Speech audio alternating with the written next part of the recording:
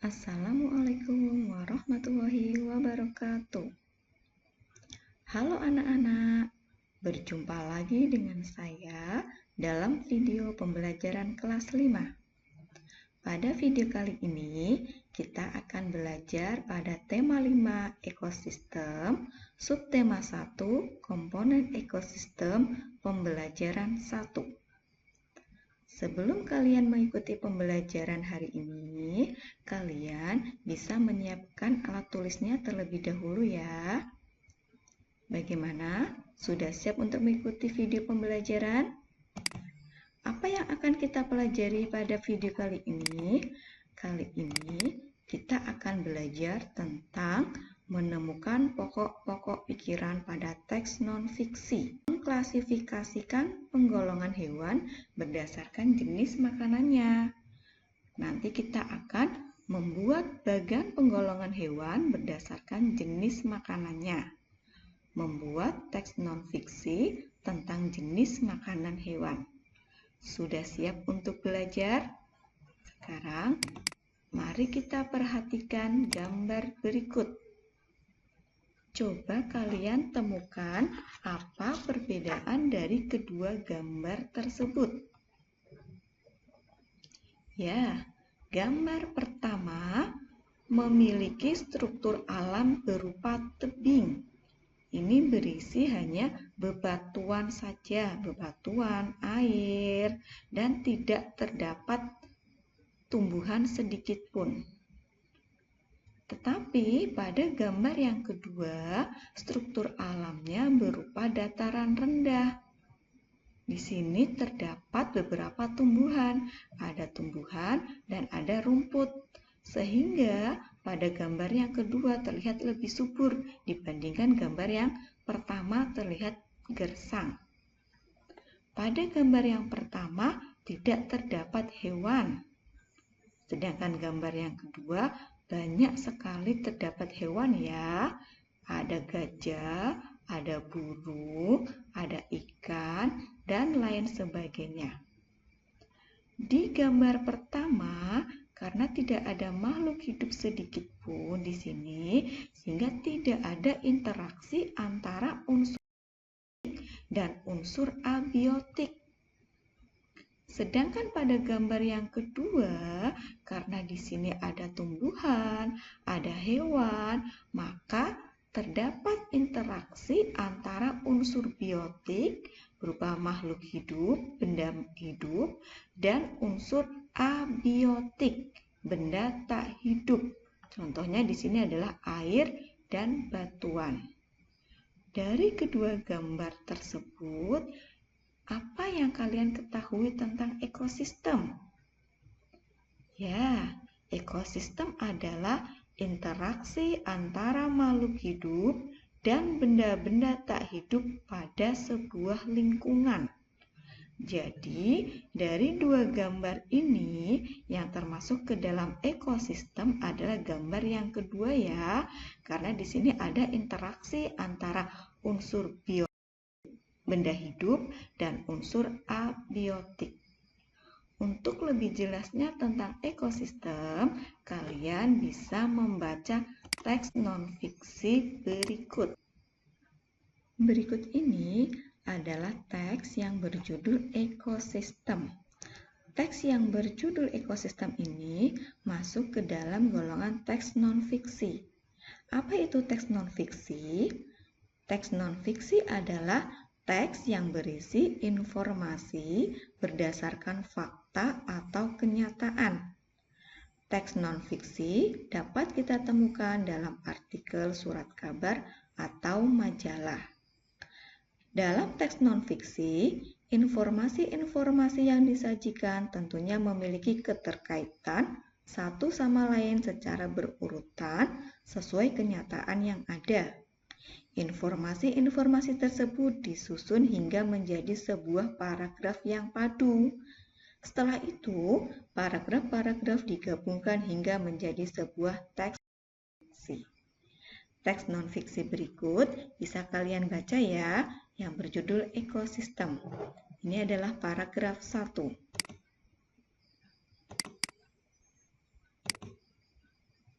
paragraf 2 dan 3.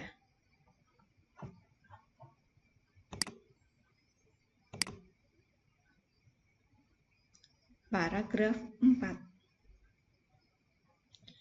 Setelah kalian membaca, untuk lebih memahami apa isi dari setiap paragraf, maka kalian bisa menemukan pokok pikirannya. Ada yang tahu apa itu pokok pikiran? Masih ingat tidak?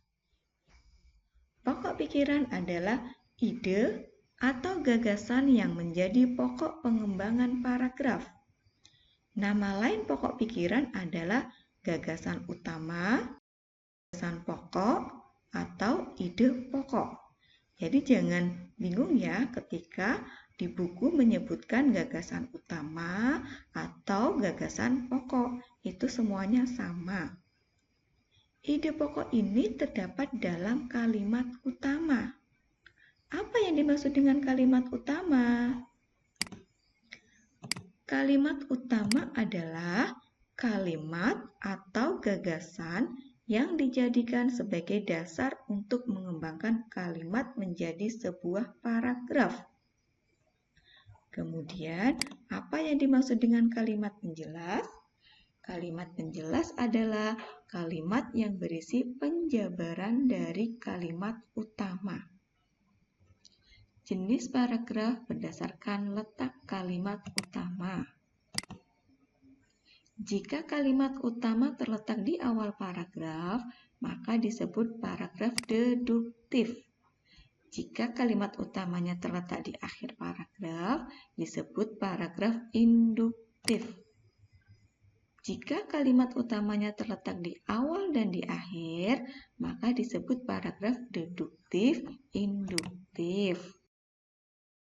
Kita tahu dalam sebuah paragraf, langkah pertama adalah kalian membaca paragraf secara keseluruhan. Paragraf terdiri dari beberapa kalimat. Kalimat-kalimat tersebut terdiri dari ada yang namanya kalimat utama dan kalimat penjelas.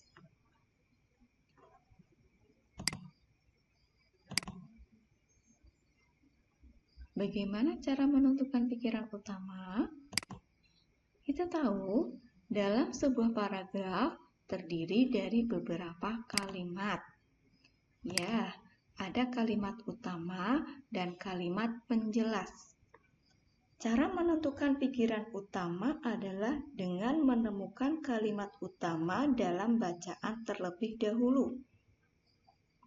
Jadi, pikiran utama dapat terletak di awal atau di akhir paragraf, seperti letak kalimat utama dalam paragraf.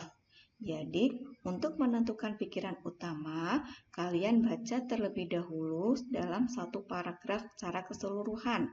Setelah membaca, kalian temukan di mana letak kalimat utamanya. Nah, pada kalimat utama itulah terdapat pikiran utama.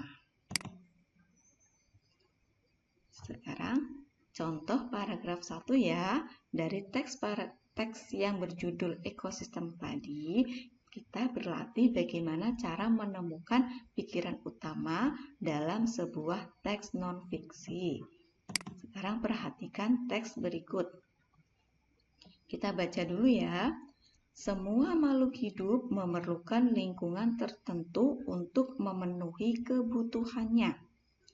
Lingkungan adalah segala sesuatu yang berada di sekitar hidup. Sebuah lingkungan terdiri atas bagian yang hidup biotik dan bagian tak hidup abiotik.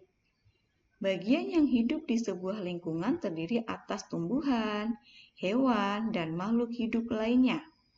Bagian lingkungan yang tak hidup terdiri atas cahaya matahari, air, udara, dan tanah. Dari paragraf 1, teks yang berjudul ekosistem, kita temukan dulu mana kalimat utamanya. Ya, kalimat utamanya terletak di awal paragraf. Yaitu apa kalimat utamanya? Kalimat utamanya adalah semua makhluk hidup memerlukan lingkungan tertentu untuk memenuhi kebutuhannya. Maka pikiran utama dari paragraf 1 adalah semua makhluk hidup memerlukan lingkungan tertentu untuk memenuhi kebutuhannya. Setiap kalian membaca sebuah teks bacaan, pasti kamu akan mendapatkan informasi penting. Informasi penting apa yang didapatkan dari paragraf 1? Lingkungan terdiri atas bagian yang hidup biotik dan bagian tak hidup abiotik. Bagaimana? Sudah paham ya? Untuk paragraf 2, 3, dan 4 bisa buat kalian berlatih di rumah ya. Nanti kalian baca dan temukan pikiran utamanya. Setelah kalian membaca teks yang berjudul ekosistem tadi, kita tahu bahwa setiap makhluk hidup memerlukan makhluk hidup lain dan lingkungannya untuk kelangsungan hidupnya. Makhluk hidup berinteraksi dengan sesama maupun dengan lingkungan tempat. Hubungan timbal balik antara makhluk hidup dan lingkungannya disebut dengan ekosistem. Nah, tadi ekosistem terdiri dari 2 komponen, yaitu komponen biotik, makhluk hidup, dan komponen abiotik, benda tak hidup. Dari komponen biotik tadi, ada benda hidup. Apa saja yang ada di gambar tadi? Ada tumbuhan dan hewan. Nah, apa ya salah satu ciri dari makhluk hidup? Ya, salah satu ciri dari makhluk hidup adalah membutuhkan makanan. Hewan juga sama seperti kita, mereka membutuhkan makanan. Seperti halnya manusia, hewan juga memerlukan makanan untuk mendapatkan energi. Akan tetapi, hewan mempunyai jenis makanan tertentu, baik berupa tumbuhan maupun hewan lainnya. Jadi, dalam kehidupan, hewan memerlukan nutrisi untuk tumbuh dan berkembang. Nutrisi tersebut diperoleh dari makanan. Jenis makanan hewan dikelompokkan menjadi 2, yaitu makanan yang berupa tumbuhan dan makanan yang berupa hewan lain. Hewan yang makanannya berasal dari tumbuhan. Hewan yang memakan tumbuhan memilih bagian-bagian tumbuhan yang dapat dijadikan makanan. Ada hewan yang hanya memakan daun, batang, buah, atau hanya biji tumbuhan. Namun, ada beberapa jenis hewan yang memakan lebih dari satu bagian tumbuhan tersebut. Tumbuhan merupakan sumber makanan yang dimanfaatkan manusia dan hewan. Tumbuhan memanfaatkan air dan unsur hara untuk tumbuh dan berkembang. Tumbuhan membuat zat makanan sendiri melalui proses fotosintesis. Hasil fotosintesis disimpan di seluruh bagian tubuh tumbuhan. Dengan demikian, semua bagian tumbuhan dapat digunakan sebagai sumber makanan ya anak-anak. Apa saja bagian-bagian tumbuhan yang bisa dijadikan sumber makanan bagi hewan? Mari kita simak berikutnya. Ada hewan yang memakan tumbuhan. Kita perhatikan ya, ada apa saja hewan ini? Yang pertama ada kelinci, ada kambing, dan ada ulat. Ketiga hewan ini sumber makanannya berasal dari tumbuhan. Bagian mana yang dimakan oleh ketiga hewan tersebut? Ya, daun. Hewan dapat memanfaatkan hampir semua bagian tumbuhan sebagai sumber makanannya. Mulai dari daun, batang, bunga, buah, biji, hingga akar dapat menjadi sumber makanannya. Dari semua bagian tersebut, daun menjadi bagian tumbuhan yang paling banyak digemari oleh hewan. Jadi, bagian tumbuhan yang paling umum dijadikan makanan hewan adalah daun. Misalnya, ulat.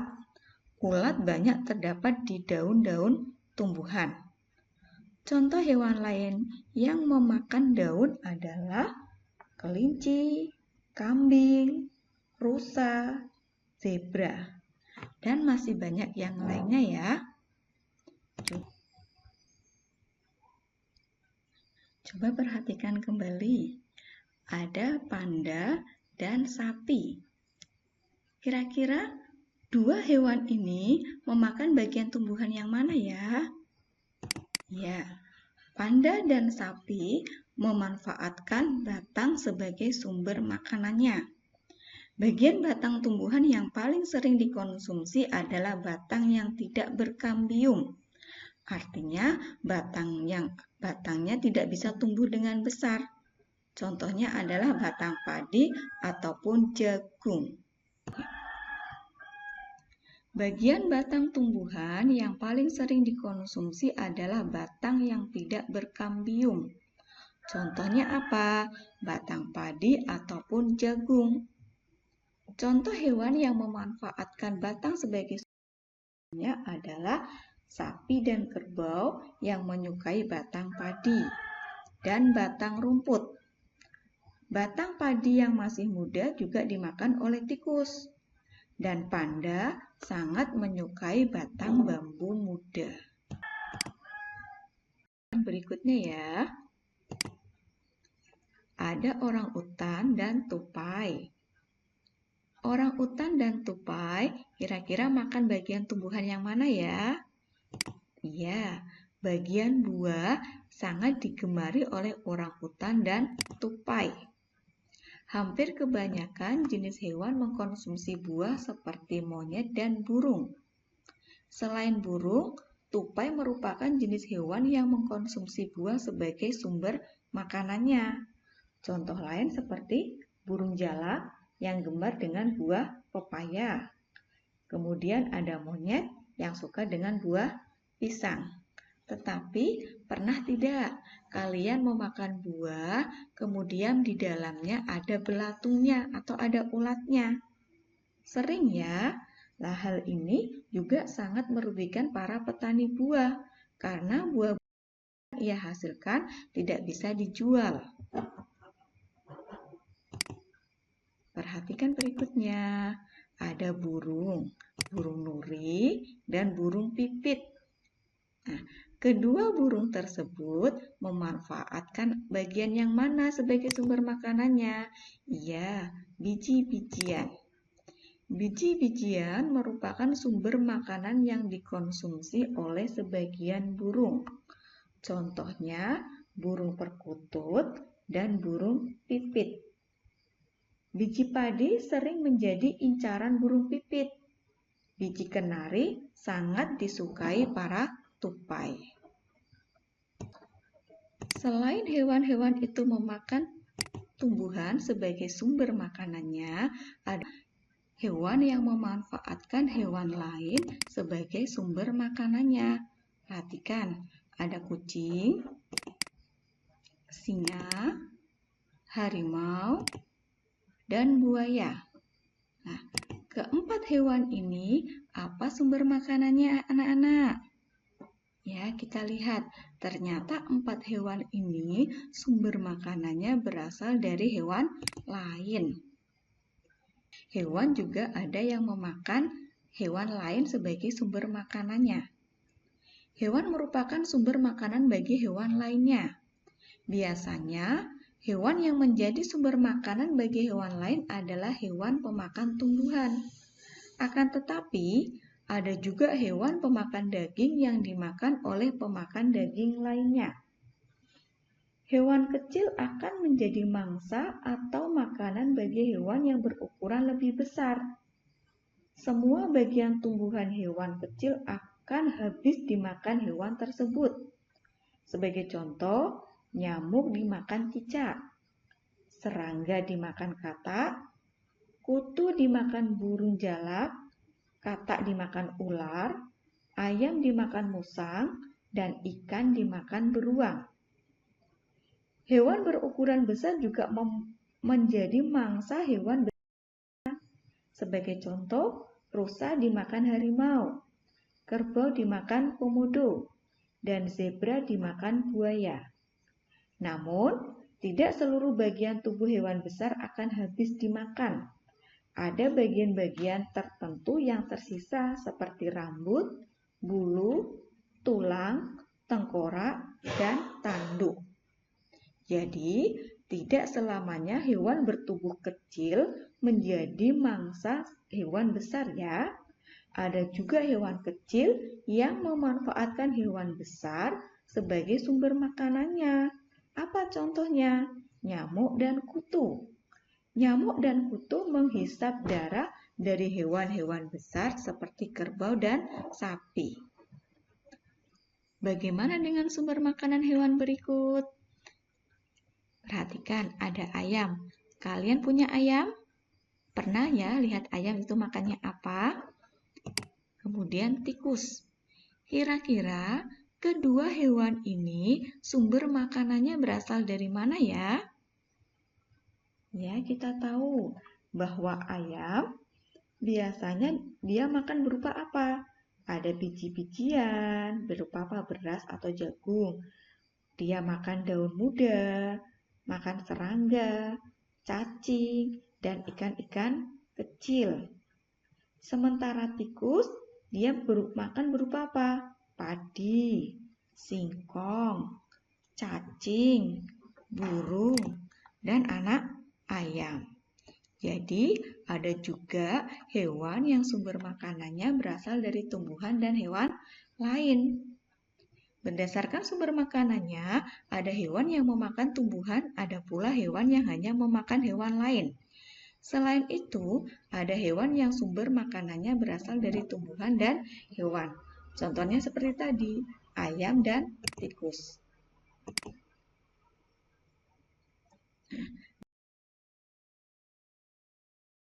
Diketahui bahwa dalam satu kelompok jenis hewan dapat ditemukan sumber makanan yang berbeda pula. Sebagai contoh, pada kelompok burung ya. Burung juga ada yang memakan tumbuhan, ada juga yang memakan hewan lain, ada juga yang memakan tumbuhan dan hewan lain. Sebagai contoh, di sini ada burung betet, burung parkit, burung kakak tua, dan burung nuri. Sebagian burung juga merupakan hewan pemakan tumbuhan. Hal ini bisa kita lihat dari bentuk paruhnya. Kalau burung yang memakan tumbuhan, itu paruhnya pendek, melengkung setengah lingkaran, dan kuku. Paruhnya yang melengkung setengah lingkaran ini fungsinya untuk memudahkan burung tersebut mengupas biji-biji. Bagaimana dengan burung yang memakan hewan lain? Contohnya ada burung bangau, burung raja wali, burung pelikan, dan burung pecuk ular. Biasanya, bangsa burung juga ada yang termasuk hewan pemakan hewan lain. Kita lihat dari bentuk paruhnya. Paruhnya yang pendek, tajam, kuat, setengah melingkar, dan runcing. Dan biasanya ciri lainnya adalah memiliki cakar yang tajam. Contohnya seperti burung elang. Bangsa burung juga ada yang termasuk hewan pemakan tumbuhan dan hewan lain. Nah, di sini ada burung kutilang, burung jalak, burung cucak rowo, dan burung perenjak. Nah, burung-burung ini dia memanfaatkan tumbuhan dan hewan sebagai sumber makanannya. Nah, bagaimana dengan uraian tadi? Sudah paham ya? Ternyata berdasarkan sumber makanannya, ada hewan yang hanya memakan tumbuhan saja. Ada pula hewan yang memakan hewan lain, dan ada pula hewan yang sumber makanannya berasal dari tumbuhan dan hewan lain. Sekarang kita akan bermain tebak gambar ya. Tebak gambar di sini masih berkaitan dengan penggolongan hewan ya. Sudah siap untuk bermain kuisnya? Kita perhatikan ya. Kuis yang pertama. Hewan apakah aku? Tubuhku berwarna hitam dan putih. Kalian bisa mengikuti kuis ini, kemudian tulis jawabannya di selembar kertas, di buku kalian yang sudah kalian siapkan ya. tubuhku berwarna hitam dan putih. Kira-kira hewan apa yang tubuhnya berwarna hitam dan putih? Sudah bisa menebak?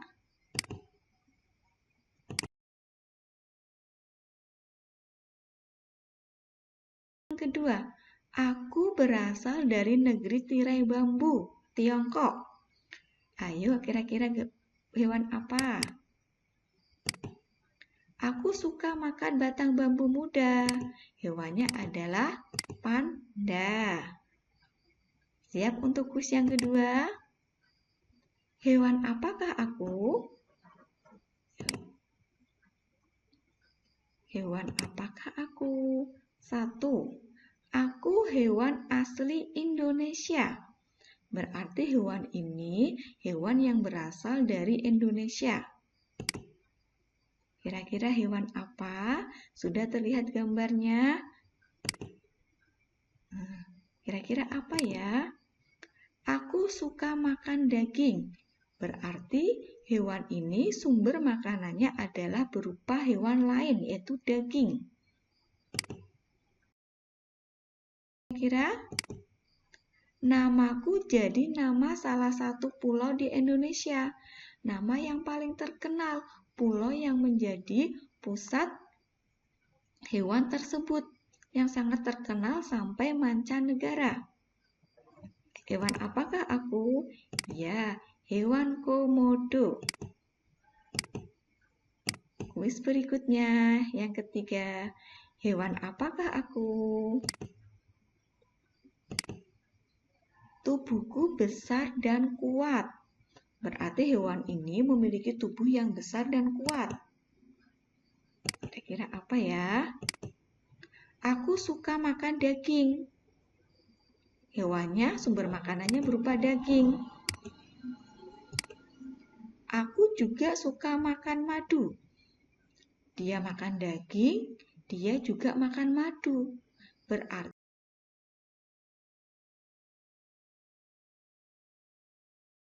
apakah aku?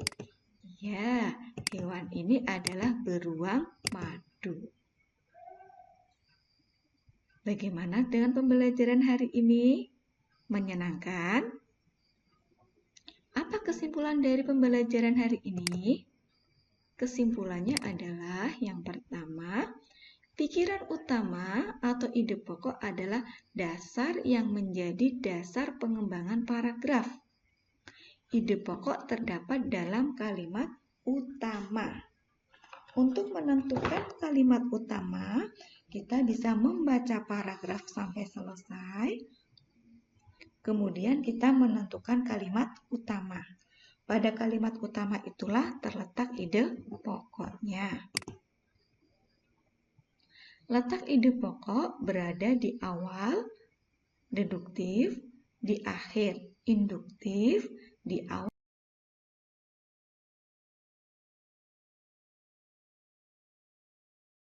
Sumber makanannya, hewan dapat digolongkan menjadi hewan yang hanya memakan tumbuhan, contohnya kelinci, sapi, rusa, dan burung pipit.